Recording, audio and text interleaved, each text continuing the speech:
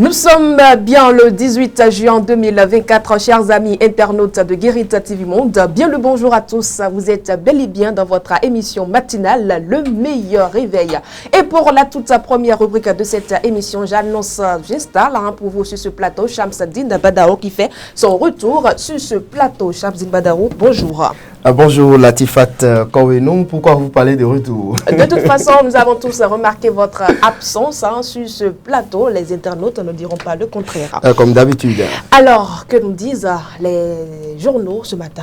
Oui, merci à vous Latifat Kouenou, amis internautes de Guérite TV Monde. Bonjour et merci de prendre ce rendez-vous de la une de la presse. On démarre, comme vous voulez le dire, on démarre tout de suite avec le quotidien Bénin Intelligent qui affiche en manchette ce matin: infrastructure marchande, un saut dans la modernité.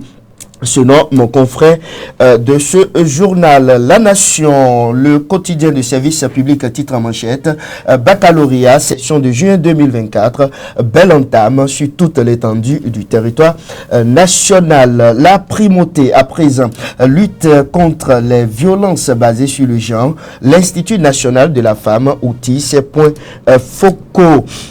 On reste toujours avec la primauté et on parle du baccalauréat, session unique de juin 2024.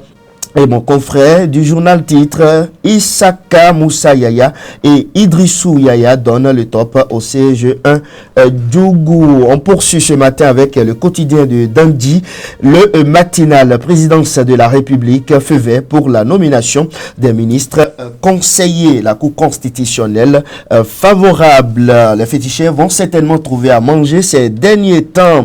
Ils sont pleins en attente donc à faire instruction sur la plateforme de changement du pétrole du pétrole à semi craqué.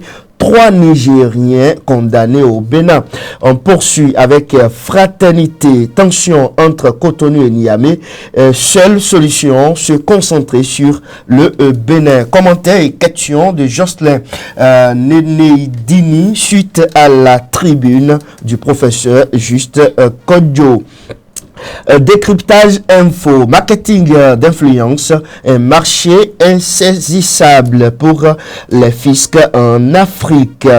Le pays émergent à présent. On va parler donc de cette information sportive, demi-finale des play-offs de la phase nationale des championnats départementaux des 4. EWDFC de Sakété à 90 minutes de la D3. Le rêve du PDG Razak et Soin en passe d'être réalisé. Mobilisation totale de toute la ville de Sakété derrière son équipe. Matin libre à présent, le quotidien de Batito, titre en manchette ce matin: Parakou, dissolution et liquidation de la Cobemag. Les coopérateurs exigent l'arrêt du processus. Université d'Abomey-Calavi, les griefs d'un citoyen contre la rupture.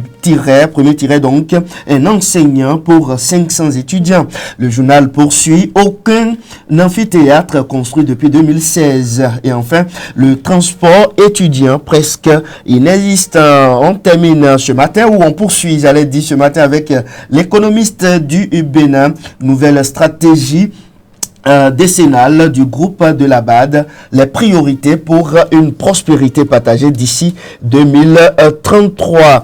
Et puis les nouvelles du jour à présent qui parlent donc du recours contre un décret du gouvernement. Selon la Cour, la nomination des ministres conseillers ne nécessite pas l'avis du Conseil des ministres. Il n'y a pas de violation de l'article 56 alinéa 3 de la Constitution. On reste toujours avec les nouvelles du jour pour terminer cette fois-ci, certainement, affaire Papiline à la criette, 18 mois de prison avec sursis pour les 3 Nigériens arrêtés à Semé-Podi. Latifat Kouenou. Et nous revenons sur la présentation de cette actualité. Les 3 Nigériens arrêtés à Semé-Podi sont condamnés à 18 mois de prison avec sursis. C'était ça, Latifat Kouenou, Adiza Moumouni, la deuxième deuxième responsable de WAPCO au Niger et ses deux compatriotes écopent de 18 mois de prison avec sursis. La Cour a suivi les réquisitions du ministère public.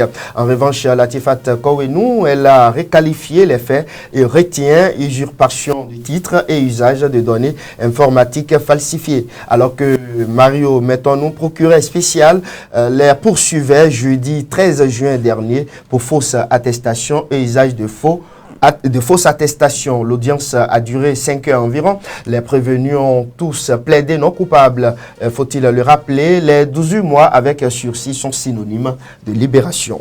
Nous restons toujours avec le WAPCO qui enregistre une baisse des volumes de gaz naturel transportés.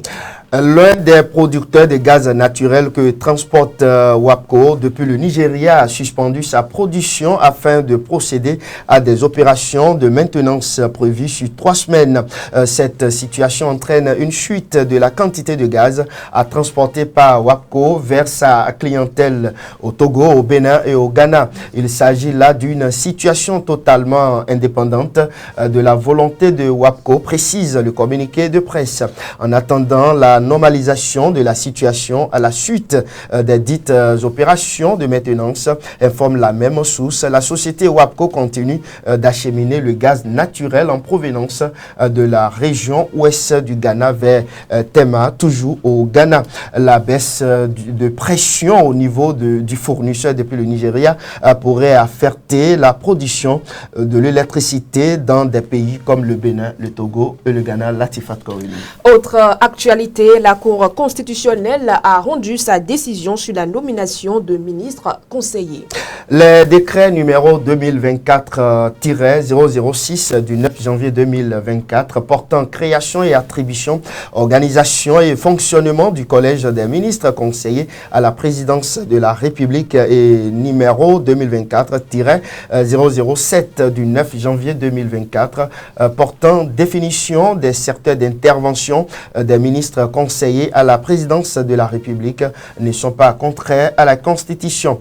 Selon les sages de la haute juridiction, le décret déféré au contrôle de constitutionnalité n'a pas exigé que les candidats à cette fonction soient forcément des hauts fonctionnaires de l'État.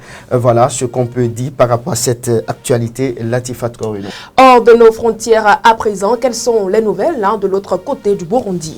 Le Burundi, l'un des 3 pays les plus pauvres du monde, traverse une grave crise socio-économique. Latifat Kouenou, une crise économique caractérisée notamment par une sévère pénurie de produits pétroliers, essence et gasoil depuis 2 mois environ. C'est ce qui a fait titrer vendredi 14 juin le dernier journal indépendant du pays Iwaku et Burundi, un pays à genoux. C'est osé comme titre. Dans l'actualité sportive, nous allons au Cameroun. Dans le flou, Marc Brissa intéresse une grande sélection africaine. Ça étonne presque tout le monde, vu les actualités récentes au niveau du Cameroun. Le sélectionneur belge a réussi ses premiers matchs avec le Cameroun, un éclatant succès 4-1 contre le Cap-Vert et un match nul en Angola lors des 3e et 4e journées des éliminatoires de la Coupe du Monde 2026. Ont donc démontré sa capacité à gérer l'équipe dans des conditions difficiles. Ses performances n'ont pas échappé à l'attention des observateurs du football africain. Selon le journal belge néerlandophone Newsblad, l'équipe nationale du Nigeria, finaliste de la CAN 2023, serait intéressée par Brice. Le Nigeria est à la recherche d'un nouveau sélectionneur après le limogeage de Finidi George qui n'a récolté aucun point en 2 matchs lors des éliminatoires de la Coupe du Monde 2026. L'intérêt nigérien pour Brice serait sérieux. Affaire à suivre donc. Merci à vous Shamsadine pour la présentation de toutes ces actualités et du jour. On aurait quand même le plaisir de vous retrouver dans le coin cuisine. Pourquoi pas? Ah oui, pourquoi pas? Pourquoi pas? On peut espérer. Chers amis internautes, avant la suite de votre émission, nous allons marquer une courte pause publicitaire.